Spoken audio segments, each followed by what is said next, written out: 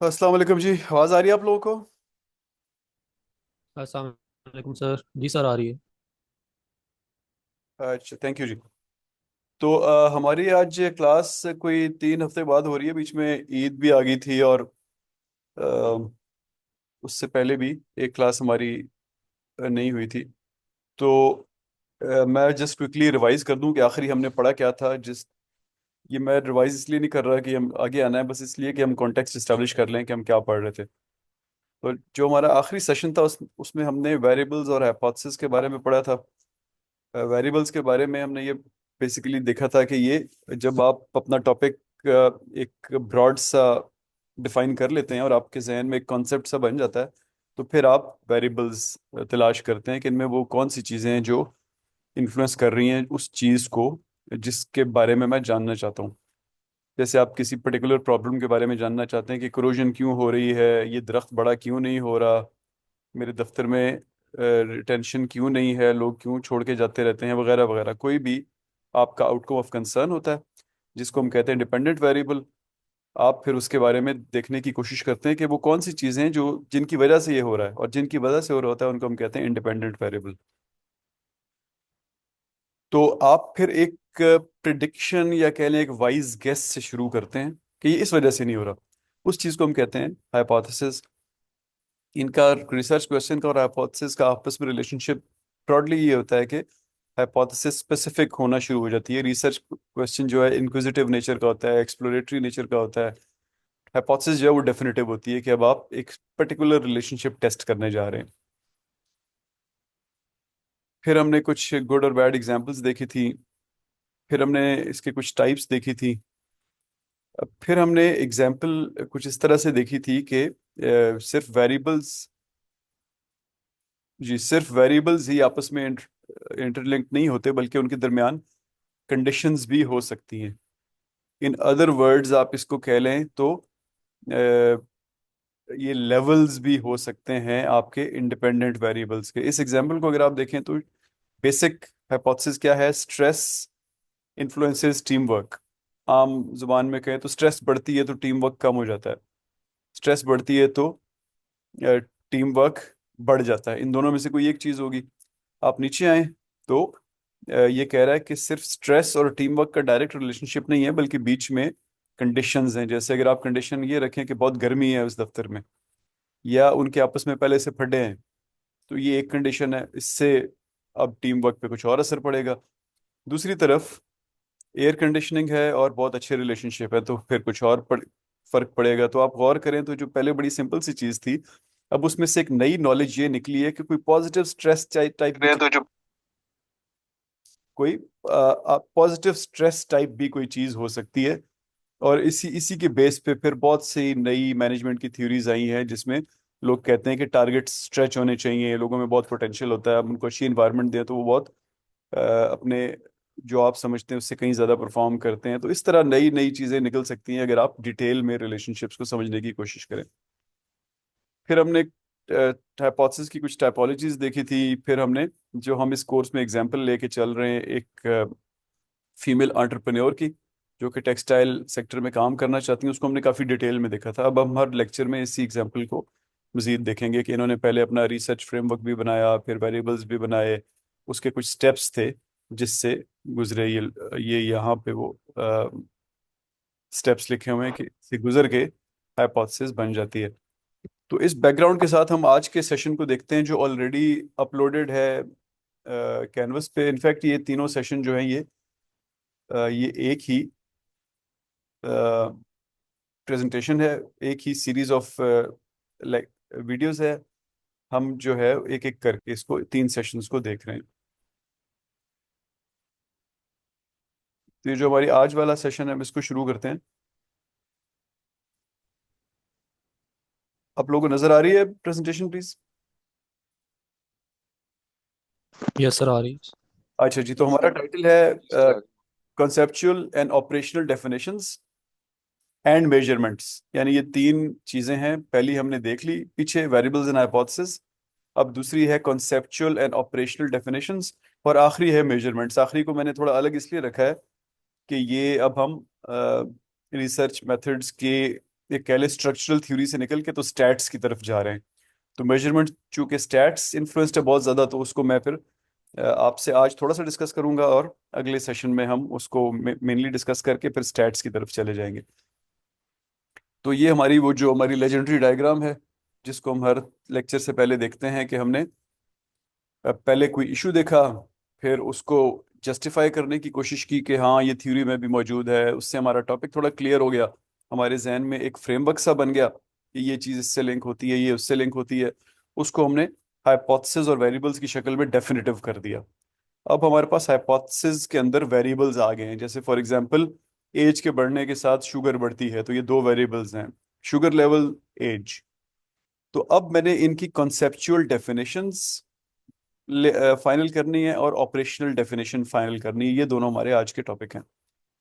तो ये इसका इसकी ज़रूरत क्या है? ज़रूरत ये है कि जितना क्लियरली आप वेरिएबल्स को डिफाइन करेंगे, आप खुद भी उतना अच्छा समझ लेंगे, दूसरे भी समझ जाएंगे आप क्या करना चाहते हैं, और आप उसको अच्छी तरह रिसर्च भी कर लेंगे। बेसिकली दो टाइप के डेफिनेशंस होती हैं वेरिएबल्स की, यानी वेरिएबल को डिफाइन करते हुए दो तरह से डिफाइन करना होता है। एक होता है कॉन्सेप्चुअल।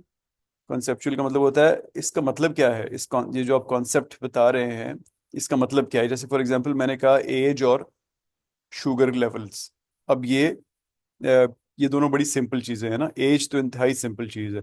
शुगर लेवल को हम समझते हैं कि सिंपल चीज है, लेकिन आहिस्ता आहिस्ता नई रिसर्च आती है तो पता चलता है कि नहीं, ये कोई माइक्रोबायोलॉजिकल चीज है। कभी अभी रिसेंटली ये इंसुलिन से रिलेट हुआ है, उससे पहले इंसुलिन से रिलेटेड नहीं था, अब ये माइक्रोबायोलॉजी पे चला गया है, जेनेटिक्स पे चला गया है, तो थोड़ा थोड़ा कॉम्प्लेक्स वो भी है। लेकिन आप मजीद, आपका फर्ज करें कोई वेरिएबल आ जाता है सेटिस्फैक्शन, या आपका वेरिएबल आ जाता है क्रिएटिविटी या इंटेलिजेंस, तो वहां पे डिफाइन करना फिर बड़ा ज़रूरी हो जाता है कि आप कहना क्या चाहते हैं, क्रिएटिविटी से आपका क्या मतलब है। फॉर एग्जांपल आप अगर एक दफ्तर में बैठे हुए हैं और नई नई मोबाइल की सर्विसेज ऑफर कर रहे हैं, तो क्रिएटिविटी का कुछ और मतलब होगा। आप एक पहाड़ खोद रहे हैं कि उसमें से सुरंग बनानी है, वहां से दरिया को डाइवर्ट करना है, वहाँ क्रिएटिविटी का कुछ और मतलब होगा। आप किसी आर्ट स्कूल में बैठे हैं, किसी टेक्सटाइल डिजाइन पे बैठे हैं, वहाँ क्रिएटिविटी का कुछ और मतलब होगा। तो डिफाइन करना बड़ा जरूरी होता है कि इस कॉन्सेप्ट का मतलब क्या है। और ऑपरेशनलाइज का मतलब, ऑपरेशनल डेफिनेशन या ऑपरेशनलाइज करने का मतलब होता है कि इसको मेजर कैसे करेंगे, इसके स्केल्स क्या हैं जिस पे हम इसको मेजर करेंगे। तो इन दोनों चीज़ों को क्विकली देखते हैं। इनके बारे में एक नोट है आप लोगों के पास कैनवस पोर्टल पे, उसको जरूर पढ़ लीजिएगा, जिसका टाइटल है conceptual and operational definitions, FAQs, conceptual and operational definitions. यहाँ पे एक एग्जांपल है कॉन्सेप्चुअल डेफिनेशन की, एटीट्यूड। अब एटीट्यूड में be defined conceptually as a predisposition. अब ये कॉन्सेप्चुअली बात हो रही है, तो मैंने कहा कि भाई एटीट्यूड का ये मतलब होता है कि ये आपकी किसी इंसान के बारे में, किसी चीज के बारे में, किसी वाक्य के बारे में जो प्री डिस्पोजिशन होती है, कि आप पहले से प्रोग्राम्ड होते हैं कि आप उसको पसंद करेंगे या नहीं पसंद करेंगे। जैसे फॉर एग्जांपल आपका कल फटा हो गया किसी बंदे से, और वो पठान था या पंजाबी था या गिलगिती था या बलोची था या सिंधी वटेवर, अंग्रेज था, हिंदू था, सॉरी इंडियन था, मलेशियन था, फटा हो गया, उसने आपको बहुत गालियां वालियां दी। तो आपका एटीट्यूड नेचुरली अगले एक दो महीने ना उस तरह की शक्ल देख के तो नेगेटिव होगा। प्री डिस्पोज्ड होंगे आप to respond unfavourably to any similar kind of person that you would meet.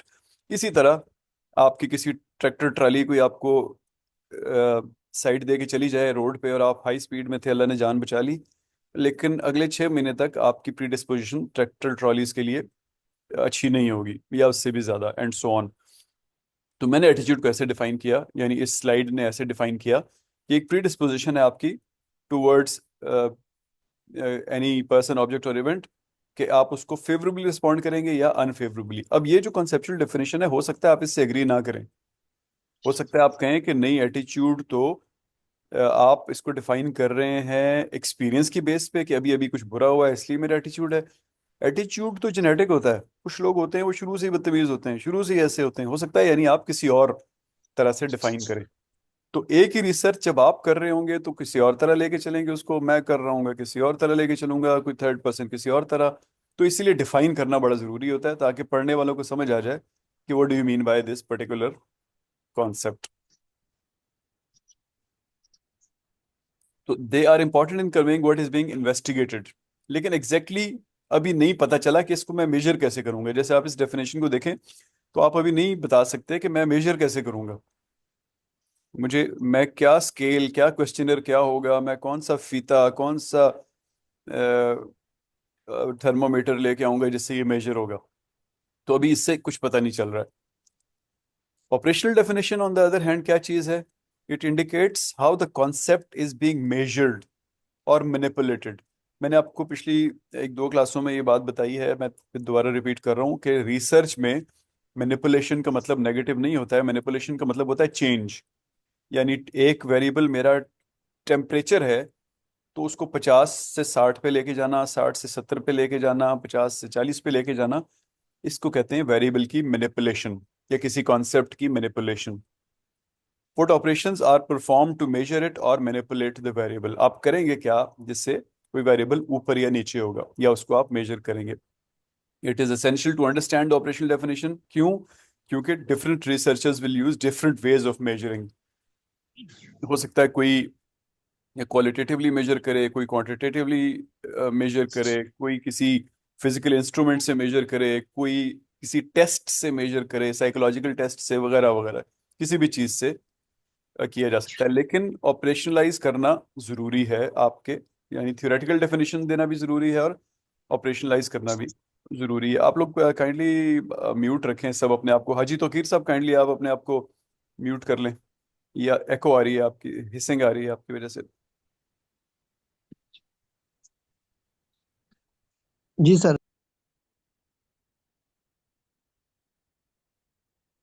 अच्छा जी। तो आपने अपने वेरिएबल्स को थियोरेटिकली या कॉन्सेप्चुअली भी डिफाइन करना है और ऑपरेशनली भी डिफाइन करना है। इन अदर वर्ड्स आपने उनको थियोराइज करना है और ऑपरेशनलाइज करना है। अब यहाँ पे एक वेरिएबल है सोशो इकोनॉमिक स्टेटस। अब वैसे आपके सामने कोई ये वर्ड बोले ना, तो आप कहेंगे हाँ मुझे पता है सोशो इकोनॉमिक स्टेटस का क्या मतलब है। लेकिन आप आपस में डिस्कस करें तो आपको पता चलेगा कि पांच छह लोग जो सब कह रहे हैं कि मुझे पता है इसका क्या मतलब है, उन सब वो सब कुछ और मतलब ले रहे हैं, उससे अलग अलग समझ रहे हैं।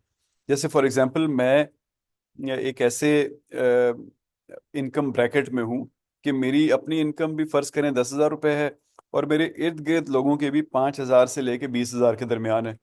तो मैं सोशो इकोनॉमिक स्टेटस को किसी और तरह से देखूंगा। जो मैं कहूंगा 20,000 वाला बहुत हाई स्टेटस का बंदा होता है, और 5,000 वाला बेचारा बहुत लो स्टेटस का बंदा होता है। आप फर्ज करें ऑन द अदर हैंड आपकी अपनी इनकम 5 मिलियन है, आप और आपके इर्द गिर्द के लोगों की 3 से लेके तो 10 मिलियन के दरमियान है। तो आप कहेंगे यार ये 10 मिलियन वाले बहुत अच्छे होते हैं, बहुत अच्छा स्टेटस है इनका। ये 30 मिलियन वाले बेचारे कमजोर होते हैं, इनके पास आउडी भी नहीं होती, इनके पास 10 कनाल का बंगला भी नहीं होता, तो इनका कोई स्टेटस अच्छा नहीं है। तो वो चीज जिसको आप समझते हैं कि आप बहुत अच्छी तरह जानते हैं, हो सकता है आप जानते हो लेकिन आप एक कॉन्टेक्स्ट में जानते हैं, और जो आप सोच रहे हैं वो दूसरे नहीं सोच रहे होते, तो जरूरी होता है कि उसको ऐसे डिफाइन किया जाए कि सब लोग एक ही तरह सोचें। तो सोशो इकोनॉमिक स्टेटस को आप ऐसे भी डिफाइन कर सकते हैं, हाई मिडिल लो। लेकिन जैसा मैंने आपको बताया कि ये हर एक का अपना होगा। हाई मिडिल, आपका हाई कोई और होगा, मेरा कोई और होगा, इसी तरह हमारा लो और मिडिल कोई डिफरेंट होगा। लेकिन अगर आप क्लियरली डिफाइन कर देंगे कि ईयरली अर्निंग 50 लाख से ज्यादा, ईयरली अर्निंग 25 से 50 lakh, and so on, yearly earning 5 lakh से भी कम, ये अब हमने 5 कैटेगरीज बना दी। तो इसकी बेसिस पे हम क्लियरली सोशो इकोनॉमिक स्टेटस को डिफाइन भी कर रहे हैं, यानी ऑपरेशनलाइज करने का तरीका, मेजर करने का, और साथ साथ हम इसको कह रहे हैं कि इसको हम मैनिपुलेट करने के लेवल्स भी बता रहे हैं कि ऊपर नीचे, ये हम इनको क्या समझते हैं कि ऊपर क्या है और नीचे क्या है। अब यहाँ पे एक एग्जांपल है ऑपरेशनलाइजेशन की। हाइपोथेसिस क्या है? There is a positive relationship between self esteem and creativity.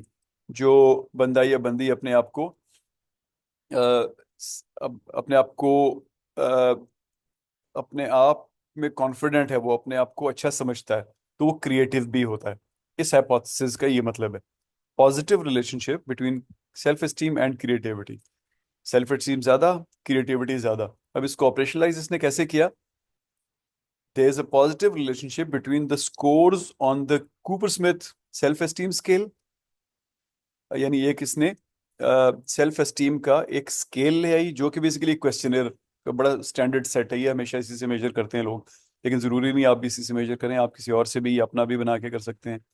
And the scores on टीटीसीटी, ये टीटीसीटी भी बहुत मशहूर है। टॉरेंस टेस्ट भी कहते हैं इसको, टीटीसीटी भी कहते हैं, Torrance test of creative thinking.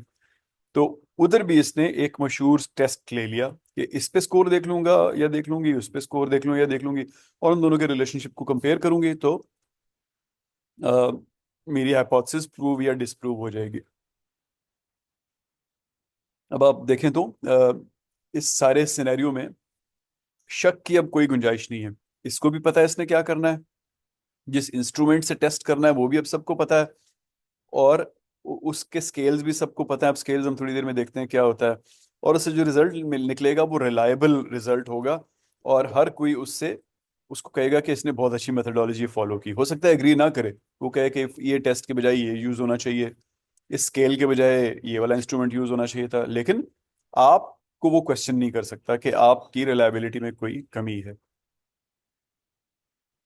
अब यहाँ पे कुछ और एग्जांपल्स हैं, जैसे सेल्फ कॉन्सेप्ट है, इसको आगे कंसेप्चुअली डिफाइन किया हुआ है और फिर ऑपरेशनली डिफाइन किया हुआ है। अब ये तीनों जो डेफिनेशंस हैं, ये तीनों स्टैंडर्ड स्केल्स हैं या स्टैंडर्ड टेस्ट्स हैं, उन पे हैं। जैसे पहले दोनों के बारे में तो हमने बात कर ली, लेकिन इंटेलिजेंस को देखें आप, तो इसने इंटेलिजेंस को कैसे डिफाइन किया है, एबिलिटी टू थिंक एब्स्ट्रैक्टली।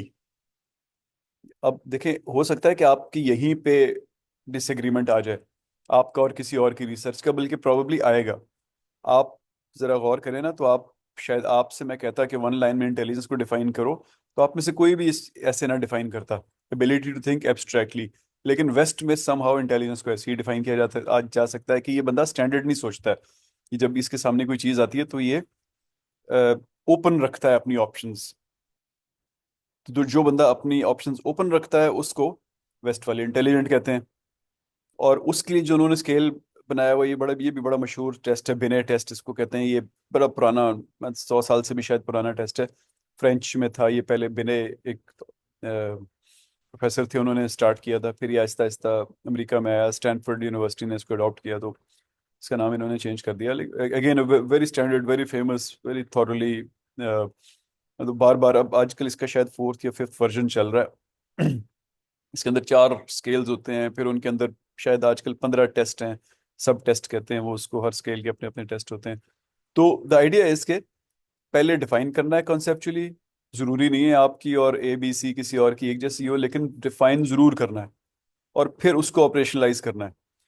तो आप जब अपने डिफाइन किए को ऑपरेशनलाइज करेंगे, वो कोई और शक्ल निकलेगी, कोई और क्वेश्चनर बनेगा, कोई और स्केल बनेगा, कोई और इंस्ट्रूमेंट बने इस्तेमाल होगा, और मिस्टर बी मैडम सी करेंगी अपने कॉन्सेप्ट को ऑपरेशनलाइज, तो कोई और तरीके से मेजर हो रहा होगा वो।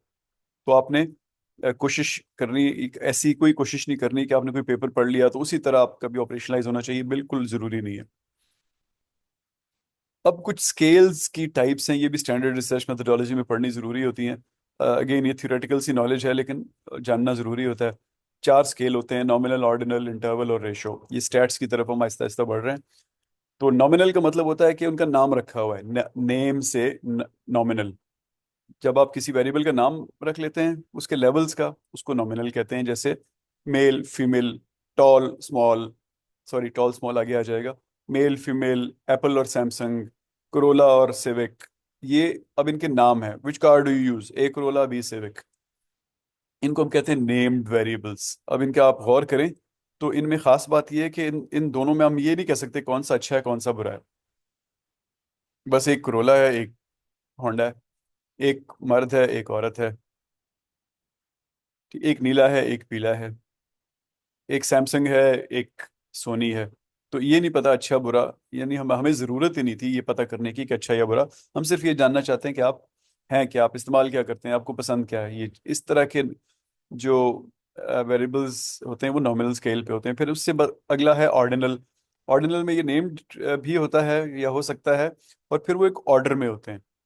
यानी ऊपर तो हम कह रहे थे ना मैं अच्छा बुरा नहीं पता, यहाँ पे हमें पता चल जाता है। यहाँ पे हम ये भी जहन में रखते हैं कि इनमें से हम ये भी कह सकें कि नंबर 1 अच्छा होगा, नंबर 2 उससे कम अच्छा होगा, नंबर 3 उससे कम अच्छा होगा, एंड सो ऑन। जैसे फॉर एग्जांपल पीछे स्टैनफोर्ड बिने की हमने बात की थी, तो जिसके फर्ज करें 100 में से 90 नंबर हैं, वो टॉप पे है, जिसके 85 है वो नंबर 2 है, जिसके 70 है नंबर 3 है, एंड सो ऑन। यानी इसमें ऑर्डर भी है, ऑर्डर भी है, तो ऑर्डर वाले को हम ऑर्डिनल कहते हैं। फिर जिनमें इंटरवल्स हों, और इंटरवल्स ऐसे हों कि उनके दरमियान का डिस्टेंस मेजर किया जा सके, उनके दरमियान का, जैसे अभी जिसके 90 स्कोर आया है और जिसका 80 स्कोर आया है, अब 90 और 80 तो आ गया, लेकिन हम क्या कहेंगे कि 90 80 से कितना अच्छा है, हम कुछ नहीं कह सकते फिलहाल, वो ऑर्डिनल था। इंटरवल में हम कुछ ऐसा स्केल रखते हैं कि हम क्लियरली बता सकें। जैसे फॉर एग्जांपल, किसी गाड़ी की माइलेज कितनी है, तो अगर हम कहते हैं 8 से 8.5 के दरमियान है, 9 और 10 के दरमियान है, 11 और 12 के दरमियान है, 15 और 16 के दरमियान में, तो ये क्लियरली इनमें डिस्टेंस मेजरेबल है, और हमें पता है कि जब हम कहेंगे 15 तो कितना पेट्रोल लगेगा, जब हम कहेंगे 8 तो कितना पेट्रोल लगेगा, इसको इंटरवल कहते हैं। और आखिरी रेशो होता है, रेशो में भी ये सारी चीज़ें होती हैं, और बस सिर्फ एक फ़र्क होता है कि it can accommodate absolute zero. यानी हमें पता होता है कि ज़ीरो वैल्यू का भी कोई मतलब है, और उसका मतलब होता है कि वो चीज़ एब्सेंट है। जैसे फॉर एग्जांपल, आपकी अर्निंग कितनी है, आप अगर कहते हैं मैं बेरोजगार हूं, तो आप जीरो वाले को टिक कर देंगे। इसी तरह और भी बहुत सारी चीजें जिसमें जीरो पॉसिबल है, उस वहां पे हम रेशो स्केल्स यूज करते हैं। तो इसको क्विकली देख लें आप लोग जरा, अब आगे हम इसके बारे में शायद थोड़ी सी डिस्कशन आएगी।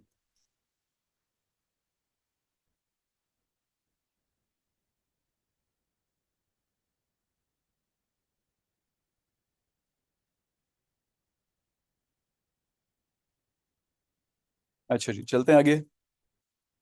अब इनके आपस में कंपैरिजन है, कि कौन से स्केल में क्या चीज़ हो सकती है। जो रेशो स्केल है, इसमें सीक्वेंस भी है, इसमें मीन मीडियन मोड तीनों निकाल सकते हैं, इनमें इनके वेरिएबल्स के दरमियान के डिफरेंस भी हम एनालाइज कर सकते हैं, एडिशन सब्ट्रैक्शन भी कर सकते हैं, मल्टीप्लिकेशन भी कर सकते हैं, और इसके अंदर जीरो भी आता है। इस तरह इंटरवल में भी सब कुछ हो सकता है एक्सेप्ट द लास्ट टू, इसको मल्टीप्लाई और डिवाइड नहीं कर सकते, और इसमें जीरो नहीं आता। ऑर्डिनल में पहली तीन चीज़ें आती हैं, मोड और मीडियन देख सकते हैं, और सीक्वेंस पता होता है हमें। और जो नॉमिनल होता है उसमें सीक्वेंस भी नहीं पता होता, यानी मर्द औरत में फर्स्ट कौन है हमें नहीं पता, सैमसंग एप्पल में फर्स्ट कौन है हमें नहीं पता। और मीडियन भी हम इसका नहीं निकाल सकते। मीडियन क्या चीज़ होती है, कि अब चीज़ों को एक लाइन से लिख लें, और उसकी जो दरमियान वाली वैल्यू हो उसको मीडियन कहते हैं। जैसे फॉर एग्जांपल, मुझे जवाब आए Apple Samsung, Samsung Apple, Apple Apple Samsung, Samsung वगैरह वगैरह, सबसे बीच वाली वैल्यू फर्ज करें एप्पल थी, तो ये यूजलेस इंफॉर्मेशन है ना। बीच वाली है, सैमसंग आ जाए एप्पल आ जाए, क्या फर्क पड़ता है, मैंने तो सिर्फ ये देखना था कि कितने एप्पल और कितने सैमसंग। तो वहां पे मीडियन भी, median doesn't make sense at all. तो ये मुख्तलिफ स्केल्स होते हैं। जो हमारी एग्जाम्पल थी लर्निंग एक्सटेंशन वाली, जो कि एक फीमेल एंटरप्रेन्योरशिप के बारे में थी, जो टेक्सटाइल सेक्टर में काम करना चाहती थी, उनमें एक वेरिएबल था, नहीं सॉरी, अभी अब उस तक हम नहीं पहुंचे, बल्कि एक छोटी सी और एक्सटेंशन है। एनजाइटी को यहाँ पे डिफाइन किया हुआ है। तो एनजाइटी की कॉन्सेप्चुअल डेफिनेशन इन्होंने दी, फीलिंग ऑफ वरी, नर्वसनेस, और unease about something with N uncertain outcome. कुछ होने वाला है, पता नहीं क्या होगा, उसके बारे में अगर आप परेशान हैं, नर्वस हैं या अनईजी हैं, इसको हम कह रहे हैं ये एनजाइटी है। हो सकता है आप कुछ और कहें, हो सकता है इसको डॉक्टर डिफाइन करें तो कुछ और डिफाइन करें। एग्जाम्पल, फर्ज करें आप, जैसे मैंने शुरू में कहा था ना, कि आप पहाड़ खोद रहे हैं, या आप मोबिल इंक के दफ्तर में बैठे हुए हैं, या आप आर्ट एंड टेक्सटाइल डिज़ाइन के दफ्तर में बैठे हुए हैं, तो मुख्तलिफ डेफिनेशंस, आपकी कॉन्सेप्चुअल डेफिनेशंस बन जाएंगी। इस तरह एनजाइटी भी, आप इस लेवल पे पहुंच गए कि दवाइयाँ खाने लगे हैं, तो ज़ाहिर है कुछ और डेफिनेशन होगी। आप, एक बच्चा है जिसका रिजल्ट आने वाला है, उसकी कुछ और डेफिनेशन होगी। इस तरह आपकी शादी होने वाली है, आप स्पीड से गाड़ी चला रहे हैं, तो कुछ और, हर जगह डेफिनेशंस अलग होंगी। फिर उसको ऑपरेशनलाइज कैसे करना है, ये अब ये ऑपरेशनलाइजेशन जो है ये इसी कॉन्सेप्ट के बारे में है। आप अगर किसी और जगह पे हैं, फिर आपकी ऑपरेशनलाइजेशन अपनी होगी। यहाँ पे ऑपरेशनलाइजेशन क्या है, ask people how anxious they are feeling. ये इसका भी एक बड़ा मशहूर स्केल है, सुड स्केल कहते हैं इसको। इसी तरह ये भी, इसके 3 सेट्स हैं, उसके अंदर टेस्ट्स होते हैं, उससे पता चल जाता है आपको। फिर मेजर फिजियोलॉजिकल रिस्पॉन्स, यानी आप उनकी आंखों की प्यूपिल्स को देखें, आप उनके हैंड ट्विचिंग को देखें, आई ब्लिंकिंग को देखें, उनके चेहरे के रंग को देखें, बॉडी मूवमेंट्स को देखें, ये एक और तरह की ऑपरेशनलाइजेशन हो गई। और आखिर में आ गया ऑब्जर्व देयर बिहेवियर, यानी वो स्केप और अवॉइडेंस बिहेवियर। ये अगेन साइकोलॉजिकल दो बड़े कॉमन मेजर्स हैं कि जो स्केप बिहेवियर शो कर रहा होता है या अवॉइडेंस बिहेवियर शो कर रहा होता है, उसका मतलब होता है कि वो एनजाइटी उसको है इस वक्त। इसी तरह आप जरा हेल्पफुलनेस को डिफाइन करने की कोशिश करें बाय योर ओन, रूडनेस को डिफाइन करने की कोशिश करें, इंटरेस्ट इन स्पोर्ट्स को डिफाइन करने की कोशिश करें। तो मुझे आप लोग बताएं कि इनमें से सबसे ये जो तीन है, हेल्पफुलनेस, रूडनेस और इंटरेस्ट इन स्पोर्ट्स, सबसे आसान कौन सा है कॉन्सेप्चुअली डिफाइन करने में?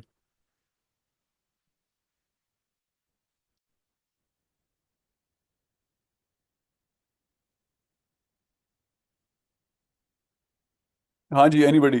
Assalamualaikum, sir. जी वालेकुम सलाम। I think, sir, interest in sports would ठीक be ठीक, बिल्कुल सही है, good. बिल्कुल सही है। और जी कोई किसी के कमेंट्स?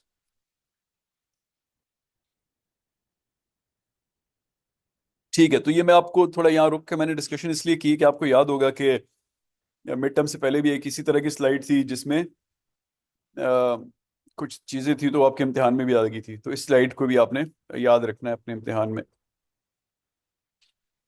अच्छा जी, तो हमारी लर्निंग एक्सटेंशन कोर्स एग्जाम्पल वाली, अब इसमें वेरिएबल था। अब एक एक को मैं डिस्कस नहीं करूंगा, मैं सिर्फ सस्टेनिंग बिजनेस को डिस्कस करता हूँ। तो इन्होंने कॉन्सेप्चुअली ऐसे डिवाइन डिफाइन किया कि the SME owner is making enough profit to meet her family's financial requirements for more than 1 year. ये इनकी कॉन्सेप्चुअल डेफिनेशन है कि वो उनका बिजनेस शुरू हो गया, वो अपना घर का खर्चा चला रही हैं। और ऐसा नहीं कि 2 दिन चलाया, 4 दिन चलाया, जिसने 1 साल तक चला लिया कम से कम, उसको मैं कहूंगी कि वो उसका वो बिजनेस को सस्टेन कर रही है। अब आपसे मैं कहूँ कि सस्टेनिंग बिजनेस का एग्जांपल दें, तो शायद आप किसी और तरह से दें। फॉर एग्जांपल, आपके पास पहले से 4 शॉप्स हैं और आप पांचवी खोलने लगे हैं, तो आप उसको किसी और तरह कंसेप्चुअली डिफाइन करेंगे। फॉर एग्जांपल, आप पहली बार कोई बर्गर का फर्ज करें स्टॉल लगाने लगे हैं, आप किसी और तरह डिफाइन करेंगे। फर्ज करें आप एक इंडस्ट्रियलिस्ट हैं और आप एनर्जी सेक्टर से निकल के अब माइनिंग सेक्टर की तरफ जा रहे हैं, तो आप किसी किसी और तरह डिफाइन करेंगे। तो आपकी कॉन्सेप्चुअल डेफिनेशन पे फिर डिपेंड करता है कि आप उसको ऑपरेशनलाइज कैसे करेंगे। इन्होंने कैसे ऑपरेशनलाइज किया? ये कह रही है कि मेरा जो कॉन्सेप्ट था 1 साल वाला, तो उसका ऑपरेशनली मतलब है profit for business is more than the families financial requirements, यानी जितना वो कमा रही है वो ज्यादा है उससे जो उसकी फैमिली का खर्चा है। और ये लेवल जो है, ये 1 साल से ज्यादा प्रॉफिट का लेवल ये अचीव करती रही है। तो आप गौर से देखें तो ये दोनों बड़े इजीली मेजरेबल है। ऊपर आप एक सवाल पूछेंगे तुम्हारी फैमिली का माना खर्चा कितना है, आगे उससे पूछेंगे तुम्हारे बिजनेस का माना इनकम कितनी है, इन दोनों से पता लग जाएगा। और नीचे आप पूछेंगे कि कितने कितने महीने से ये प्रॉफिट हो रहा है या कितने सालों से हो रहा है, और उसमें अगर कोई वेरिएशन है उसको भी जज कर लें, तो उससे आपका ये वाला वेरिएबल क्लियरली मेजर हो जाएगा। लेकिन इसमें जो the point I am trying to make है इसके, ये there is no standard for it. आप अपना कॉन्सेप्ट जब तक क्लियर नहीं करेंगे, आपकी ऑपरेशनलाइजेशन जो है वो यूजलेस होगी। लेकिन सिर्फ कॉन्सेप्ट क्लियर करने से भी कुछ नहीं होगा, ऑपरेशनलाइज करेंगे तो मेजर कर सकेंगे और अपने रिजल्ट्स को पहले डेटा इकट्ठा करके फिर कहीं ना कहीं शेयर कर सकेंगे, और मीनिंगफुल कंट्रीब्यूशन होगी आपकी नॉलेज की तरफ। आगे तीन है, इनको आप देखेंगे खुद, मैं इसकी डिटेल में नहीं जा रहा हूँ। अब जो वीडियो आई एम श्योर आप लोगों ने देखी होगी तो वहाँ पे इसके बारे में डिस्कशन मौजूद है। तो अब ये पहले ये जो तीन यहाँ पे कॉलम्स बने हुए हैं, अगली स्लाइड पे यही तीन कॉलम्स हैं, थोड़े एब्रीवेट हो गए हैं, और चौथा आगे लिखा हुआ है मेजरमेंट्स, यानी जब वो क्वेश्चनर में कैसे डाल रही हैं वो खातून। तो आप देखें तो पहले लिखा है फैमिलीज मंथली फाइनेंशियल रिक्वायरमेंट। अब आगे ब्रैकेट में लिखा हुआ है I/R। ये जो आपने यहाँ पे इंटरवल और रेशो स्केल के मेजर्स थे, ये वो बता रही हैं कि इसको मैं इंटरवल से भी मेजर कर सकती हूँ और रेशो से भी मेजर कर सकती हूँ। मतलब क्या हुआ कि मैं ये भी पूछ सकती हूँ कि तुम्हारी इनकम लो है, हाई है, मिडिल है वगैरह, और अ, मैं उससे एग्जैक्टली भी पूछ सकती हूँ कि बताओ 10,000 से 20,000 के दरमियान है, 50,000 से लाख वगैरह के दरमियान है। यानी आगे उसने अपने और स्केल्स की टाइप बताई हुई है हर एक सवाल के आगे आगे। तो अब इसमें एक और ख़ास बात देखने वाली ये है कि ज़रूरी नहीं है कि हर वेरिएबल जो है वो एक सवाल से या 2 सवाल से या 3 सवाल से मेजर हो। हर एक के अपने अपने सवालों के नंबर हो सकते हैं। जैसे फॉर एग्जांपल आप ये देखें कि 4 वेरिएबल्स हैं, लेकिन इसके जो सवाल हैं वो 15 हैं। पहला वेरिएबल 3 से मेजर हो रहा है, दूसरा वेरिएबल 5 से मेजर हो रहा है, उससे अगला 6 से मेजर हो रहा है, और आखिरी वाला सिर्फ 1 से मेजर हो रहा है। यानी जो